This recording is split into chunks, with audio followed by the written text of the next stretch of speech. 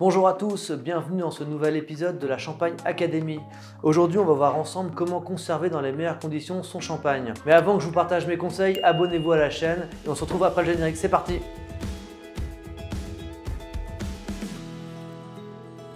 Alors, on dit toujours que pour conserver un vin ou un champagne, il faut une bonne cave. Mais une bonne cave, concrètement, c'est quoi? C'est avant tout un endroit sombre, un lieu sombre à l'abri de la lumière, parce que le champagne est sensible aux UV, et particulièrement quand le champagne est en bouteille blanche, en bouteille transparente, comme ici, sur ce blanc de Blanc-Lançon. C'est super joli, mais c'est vraiment, ça ne protège pas du tout des UV. Une bouteille verte, comme ici, protège un peu des UV. Néanmoins, une exposition prolongée à la lumière va donner ce qu'on appelle le goût de lumière au champagne. Donc c'est une très belle expression, c'est poétique, c'est magnifique, mais un goût de lumière, ça ressemble à du chou bouilli, de la laine, enfin, voilà, c'est pas très agréable. Autant l'expression est belle, autant le goût est peu recommandé, peu recommandable. Et une fois que le champagne a attrapé le goût de lumière, on ne revient pas en arrière. Donc c'est vraiment très important de conserver ces bouteilles à l'abri de la lumière. Si vous avez des cuvées en étui, en coffret, sous bois, ou même comme ce conte de champagne avec un petit papier autour, vous pouvez le laisser à l'intérieur. Au contraire, ça protégera le vin de la lumière et c'est vraiment le premier critère. Le second critère qui fait une bonne cave, c'est la température. Elle doit être fraîche, 10-12 degrés. Et surtout stable. Les variations de température, ça va avoir tendance à fatiguer le vin, à le faire vieillir prématurément. Donc on est vigilant sur ce point, on fait attention à ne pas être dans un lieu près de la chaudière, par exemple près d'un radiateur, où il va y avoir de fortes hausses de température et des températures hautes par ailleurs. Mais il vaut mieux une bonne cave stable à 16-17 degrés qu'une cave qui varie entre 8 et 15 degrés régulièrement ou 12 degrés. Faut privilégier la stabilité pour le vieillissement du vin, c'est un point important. Le troisième point, c'est la façon de positionner ces bouteilles. C'est-à-dire qu'une bouteille doit se conserver idéalement allongée.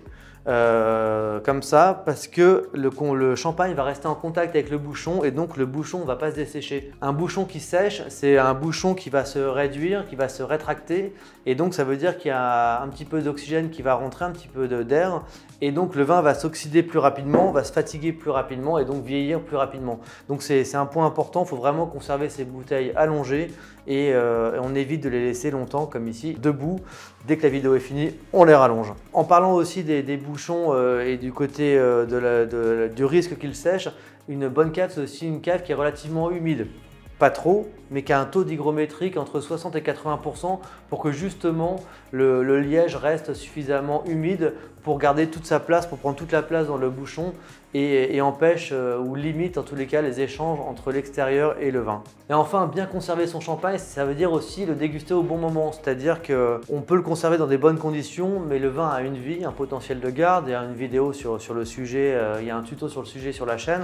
C'est-à-dire qu'à un moment, le conserver, c'est l'ouvrir au bon moment, c'est l'ouvrir à son optimum de dégustation et l'ouvrir au moment où il y a les arômes que vous aimez. Il y a des gens qui aiment les vins jeunes, dans les 2-3 ans qui suivent la commercialisation, on a un vin plus frais, plus éclatant. Et puis au fil des années, le vin va glisser vers des arômes un petit peu plus riches, un peu plus fruités, un peu plus matures, voire des arômes tertiaires ensuite.